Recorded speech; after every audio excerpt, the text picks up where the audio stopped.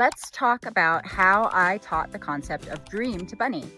Now, I would argue that she actually taught me because it wasn't a concept that I had considered putting on her board. It seemed far too unrealistic to consider that Bunny might be able to talk about her dreams with me. Me firmly lodged in sort of hopeful skepticism, so that just seemed like a bit much. But what happened is that Bunny was using available words on her board, i.e. she was using night, talk, and sleep in various combinations repeatedly for days and days and days. She was saying night, talk, sleep, what sleep, what night talk, etc. And I couldn't understand what that meant. It didn't have any meaning to me. I thought at first of the obvious explanation that perhaps I was talking in my sleep, but my partner said that I hadn't been, and he hadn't been either, so that wasn't it. And I tried to explore what else it could mean, and nothing salient landed. So I asked some of the researchers that were working with FluentPit and the Comparative Cognition Lab at UCSD if they had any thoughts. One of them suggested that perhaps she might be talking about dreams, and that it might be a good idea to very, very gently wake her from a dream and ask her what talks sleep. So that's exactly what I did. One day she was having a very vocal dream where she was sort of twitching her feet and whimpering a little bit. And I went over to her and I very gently placed my hand on her and I said, "Hey, Bunny." And she woke up a little bit startled, but not too bad. And I said, "What talks sleep?" She immediately got up, went over to her board and used two available words, stranger, animal, to seemingly communicate that she was dreaming about a stranger animal. Obviously we take all of this with a grain of salt, but I immediately added a dream button, and right there in the moment, I verbally modeled for Bunny, "Oh, you dream stranger animal, dream stranger animal. Dream is night, talk, sleep." And after I added the dream button, she, to my knowledge, has never used those combinations of words again, night, talk, sleep, or what talk, sleep. She uses dream instead. So we've been able to explore that a little bit. I think it's important to remember that everyone's journey to these concepts is going to be a little bit different, and that every learner's understanding of these concepts could be as varied as our understanding as abstract concepts can be, which is hugely varied. Today I want to talk about the senses. Naturally, we are a very visually oriented species, and dogs are not necessarily that way. They rely a lot more heavily on olfaction. So trying to understand how our individual learners might experience the world in a sensory manner was very important to me. As many times as possible throughout the day that you see your learner experiencing the world sensorially, you can verbally model that, and then you can give them a button for it. So anytime I would see Bunny visually tracking anything, I would narrate that for her. I would say, "Bunny see bird, Bunny see otter, Bunny see mom, Bunny see food," whatever the case may be. You just want to make sure that your learner is hearing that word repeatedly and in the appropriate context. Likewise, anytime that Bunny would hear a sound, you can pretty easily differentiate usually between whether or not your learner is seeing something or hearing something or smelling something. So if Bunny's ears perked up at a sound she heard outside, I would say sound, Bunny hear sound, and then I could be more specific if I needed to, if I was looking to add more specific words like Bunny hear truck or Bunny hear dog or Bunny hear stranger, etc.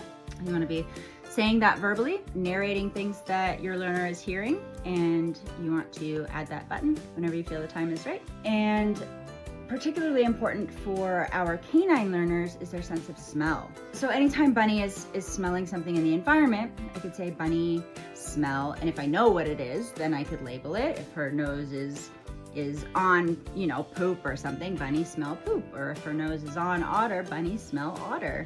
And if she is smelling something that I can't perceive, which is almost always the case, I'm sure, you can ask, "What Bunny smell? Bunny smell." So you want to be using the word in context as much as possible. That's called verbal modeling. And you want to be building in the context around a variety of different senses so that your learner can begin to differentiate between smell, hear, taste, touch, etc. C. Now, typically we recommend adding words in oppositional pairs, or, you know, 3 words that have similar meanings, but are kind of the yin and yang effect, like hot and cold, big and small, etc. With the senses, there is no sort of oppositional meaning, but it's important to add more than one at a time so that they can begin to differentiate between all of the senses. Now, sometimes people ask me, how soon after I start verbally modeling the word should I add the button? And that is totally up to you. I think you can even add the button before you begin verbally modeling it. I mean, my tendency is just to be narrating everything all the time, so there's a constant influx of words, and I'm usually emphasizing the words within the context and the sentence that I'm teaching currently. But you can be actively verbally modeling the word and then add the button, you know, after the ears start perking up when they hear that word, or after there's some recognition. But you can also add the button before you've begun verbally modeling that word, and you can use the button in conjunction with verbally modeling it. There's no hard and fast rule, well, to any of this. So much of it is just about exploring with your learner and really getting to know them and seeing what interests them and what words are salient to their experience. Another thought I just had is, well, we don't have a touch button on our board. I think that could be a very valuable word for your learner to know in terms of cooperative care, in terms of them asking for scritches in a specific spot, or enabling them to tell you when and where they might be in pain.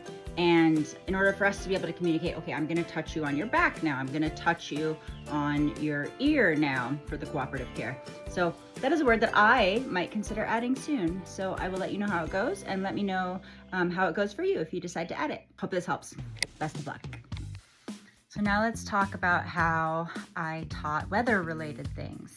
Like every other concept I've talked about, the more examples of a variety of contexts in which you can model the concepts, the broader the understanding will grow to be, right?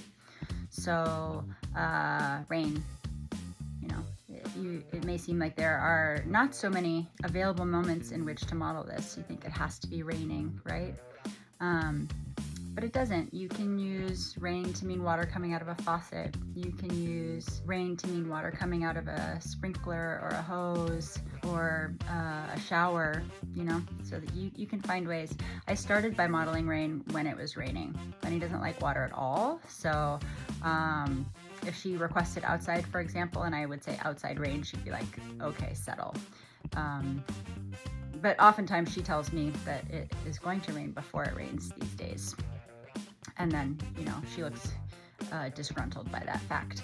At any rate, so yeah, if you're outside in the rain, that's going to be the most obvious way to model and explore that concept. Rain, wet, water. Bunny started saying upstairs water before we had a rain button. Wind is a fun one because there are lots of ways you can experience the wind, right? You can feel it on your skin as cold or hot. You can feel it coming from a fan. You can hear the wind. Sometimes it howls. And I think that was the context in which I decided to add the word wind to Bunny's board, because it gets so windy up here at my off-grid place that the sound would trigger her. It would be scary for her. So once I was able to help her understand that it was a wind sound and not like a stranger sound or some other sound that should cause worry, should, right? It helped. At any rate, it helped her when I was able to start explaining that. And I can blow on her wind. Like I said, the air that's coming from a fan. You can use hot and cold with the wind too, because there's definitely that sort of sensory experience you get. So that's rain and wind. And sunny. Sunny and hot are two words that generally go well together. It's typically hot in the sun, even in the coldest of winters. Like we've talked about in prior episodes, it's important, if you can, to add words in sort of contrasting pairs, like hot and cold, sunny and rain. Anyways, yeah, so sunny was a really great way to contrast what would happen after the rain or what was happening before the rain, or, you know, Bunny would ask when sunny when it was raining. And then you can also use sunny in terms of a disposition. And I hadn't thought about it that way until I started hearing stories of learners using it in that way, like feel sunny, or sunny friend, you know, like a friend that you feel warmth towards or something. I mean, this could be, you know, overcomplicating things a bit. We have no idea what's actually going on in our learners' minds, but the way these non-humans seem to be using language is pretty remarkable. It's taught me a lot about the ways in which I use language. Subscribe.